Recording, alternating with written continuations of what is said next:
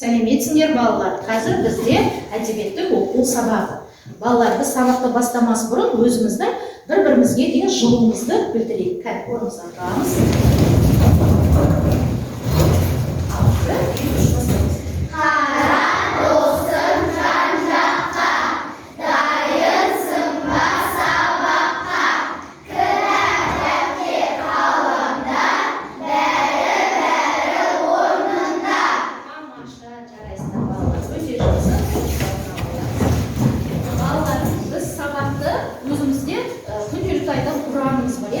Ұранымызбен бастаймыз. Біз сабақты бастаймыз. Мұғалімді тыңдаймыз. Тамаша.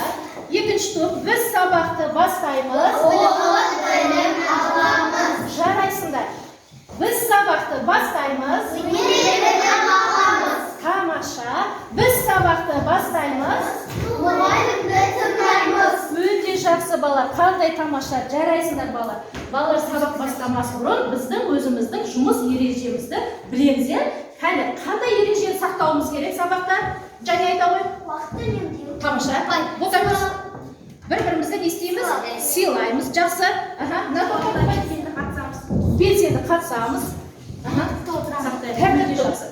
Балалар, бүгін біз сандар бойынша топқа бөліндік. Яғни бірінші топ, екінші, үшінші және төртінші топ. Енді балалар өз топтардың араларында топ басшыларını сайлаңдар. Бірінші топ, сендердің топ басшылары кім болады? Және өте жақсы. Бірден сендерге бағалау парағын берем. Сол бағалау парағына тапсырманы қалай орындады өздері топ мүшелері, соны не істеп отырамыз? Бағалап, бал қойып отырасың. Жақсы. Екінші топ кімді сайлаймыз? Топ басшылары. Жақсы. Екінші топ міне ботагөз, бағалау парағына қараймыз. Так, үшінші топ Әсем. Жақсы. Әсем. Бағалау парағына. Так, төртінші топ кімді сайлаймыз? Райханды сайлаймыз. Өте жақсы балалар. Балалар жақсы. Өткен тақырыпта үйге қандай тапсырма бердік? Кім айтып жібереді, Кәусар? Аяулы жақан оқу мазмұнды. Жақсы. Кәне, аяулы жақан әңгімесін, мәтінін, мазмұнын кім айтады? Жақсы, ботагөз бастай ғой. Қалғанымыз тыңдап отырамыз балалар. Себебі тізбекте ары қарай жалғастырамыз. Жарай ма?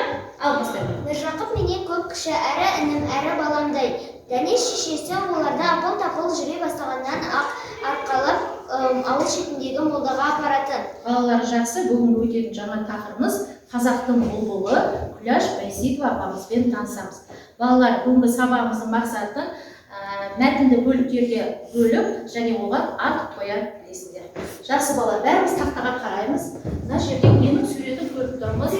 Меруерт айта ғой? Театр. Тамаша, яғни театр сурет. Яғни бұл Астанадағы опера және балет театр екен. Балалар, мен сендерге топтастыру әдісі бойынша опера деген сөзді естіген кезде не ойымызға түседі? Соны жазамыз. Жақсы ма? Әлі жиналамыз. Топтық тапсырма.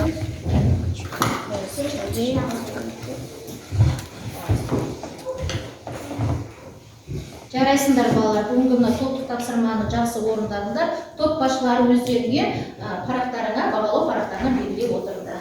Жақсы балалар. Балалар, опера дегеніміз 16-17 ғасырда Италияда пайда болды. Италия тілімен аударғанда қазақ тілінен дәлме-дәл деген мағынаны білдіреді. Ал латын тілінен аударғанда еңбек, бұйым, туынды деген мағынаны білдіреді. Бұл музыкалық жанрдың бір түрі балалар. Ал балалар, ішімізден бір рет оқып шықсақ осы мәтінді, енді қолымызды қоямыз да тізбекте оқып шығамыз. Қазір бұл мәтінді бастайды тізбекте. Ерасыл бастай ғой. Күләштің өнеркәсіптің әнкүйге әуес болып өсуіне белгілі бір жаңалықта жоқ емес.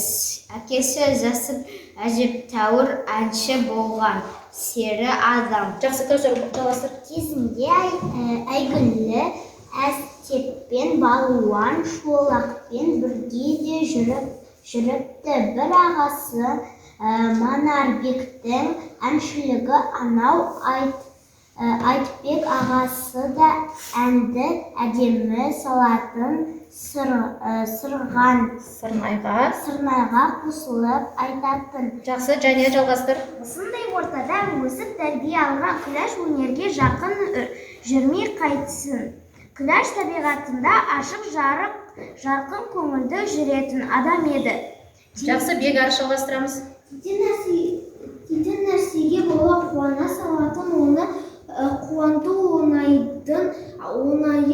Ренжи қалса реніші көпке қуанту ұзамайтын, кек сақтап қат. Жақсы балалар, осы күләш мәтіннің авторы кім екен балалар? Кім айтады? Гүлзат айта ғой. Қанабек Байсейітов. Жақсы балалар, Байсейітов деген фамилияны естіп тұрсыңдар ма? Яғни бұл Күләш Байсейітованың туысы екен. Жақсы балалар, сендерге бір сұрақ, мәтіннің естелікке құралғанын дәйекте дейді. Кәне, кім айтады? Мәтіннің естелікке құралған дәйекте. Тағы кім айтады? Кәне, Райхан айта қойшы. Айта ғой. Шын мәтінде бұл естелікке құралған ба бұл мәтін? Толық жауап бере ғой. Өйткені бұда Күләш Байсейітова туралы айтылған. Тамаша. Яғни біздің қазақтың әншіміз, атақты әншіміз, яғни Күләш Байсейітова туралы естелікті кім жазған екен? Өзінің туысы Қанабек Байсейітов жазған екен. Жақсы. Балалар, жақсы. Қазір келесі тапсырмаға қараймыз. Суреткер сөйлейді әдісі бойынша мына жерде Күләш Байсейітованың суреті тұр, және тірек сөздер тұр. Осы тірек сөздерді пайдалана отырып, өздерін топта әңгіме, мәтін құрап айтамыз. Топта ұйымдастырамыз. Түсінікті ғой, балалар? Кәне. Өздерін ақылдасы дайындаламыз.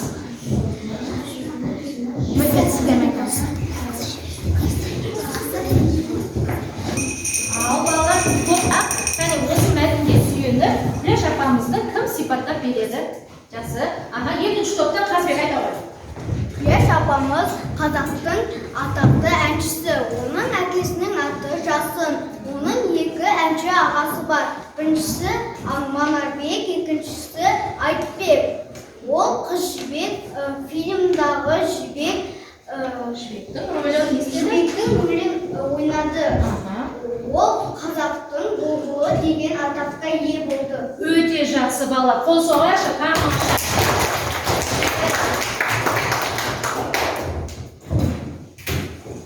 жақсы бала, кішкене шаршап қалсақ, осы Күләш апамыздың Қарлығаш әнін тыңдап кішкене демалып алайық. Жарай ма бала? Кәне.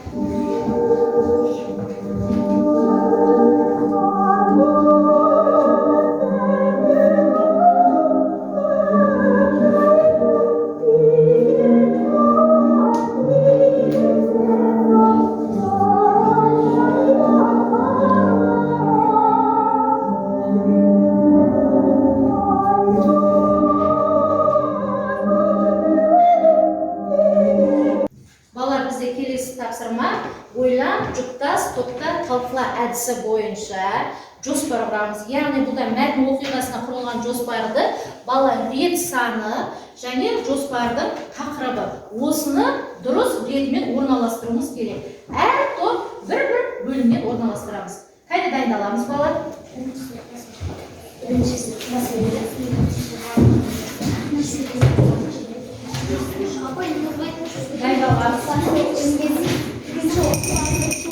Балалар, уақыт аяқталды. Әр бөлім бойынша тақырыпты орын-орынмен сәйкестендіреміз. Бірінші топтан тақтаға кім шығады? Ерасыл шыға ғой, кел ғой. Жылдан айтамыз. Шапшаңдылық, иә. Сөйле, айта ғой. Бірінші отбасы өнегесі. Ой, тамаша, жақсы, белгілі отбасы өнегесі. Жақсы, отыра ғой. Екінші топ. Келе ғой, Эламар, келе ғой. Екіншісі жарқын мінезді болады. Тамаша, сызбамен көрсете ғой. Сызбамен көрсетеміз. Өте жақсы, жарайсың. Үшінші топтан кім шығады? Мұқсин келе ғой. Үшінші топтан, Сахна шебері. Тамаша, үшінші бөлім яғни қай тақырып сәйкес келеді? Сахна шебері екен. Жақсы. Келе ғой, кім Алдияр? Кім Әмір келе ғой? Дұрыс айтасыз. Яғни төртінші бөлім бойынша қазақтың бұлбұлы екен. Жақсы. Жарайсыңдар бала. Тапсырманы өте дұрыс орындады. Қане, топ басшылар өздерінің бағалау парақтарына бекітіп отырыңдар. Қане балалар, дәптерімізді ашамыз, бүгінгі күн ретін жазамыз, тақырыпты жазамыз, қазақтың бұлбұлы деп. Енді балалар осы Күләш апамыз туралы бағындар қанша мәліметтер алды, сол туралы қысқаша мәлімет жазамыз. Бастаймыз балалар. Әдемі, көркем, ұқыпты жазуға тырысамыз.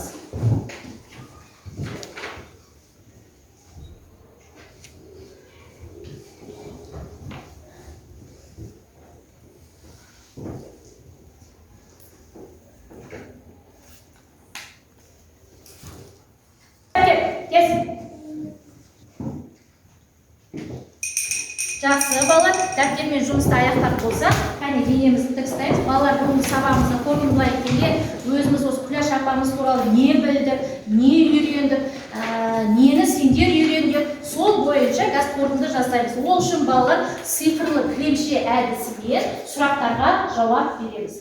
Тапсырма түсінікті ме балалар? Түсінікті болса, әр топтан, бірінші топтан маған Кәусар келе ғой. Мұнда балалар осы әдістің шарты қолымызға текшен аламыз, қарамай, ақшамызға лақтырамыз. Қай сұраққа түседі, сол сұраққа не істейміз? Жауап береміз. Егер бірінші топтан Кәусар жауап бере алмаса, сол топтың мүшелерін не істейміз? Көмек істейміз. Қалған оқушылар тып-тыныш отырамыз. Тапсырма түсінікті ме? Жақсы. Ал Кәусар бастай ғой. Әкесінің аты жөні кім? Жасын. Толық жауап бере қойшы.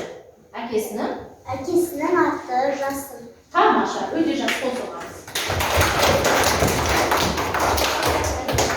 Екінші топта бұл өз келе ғой.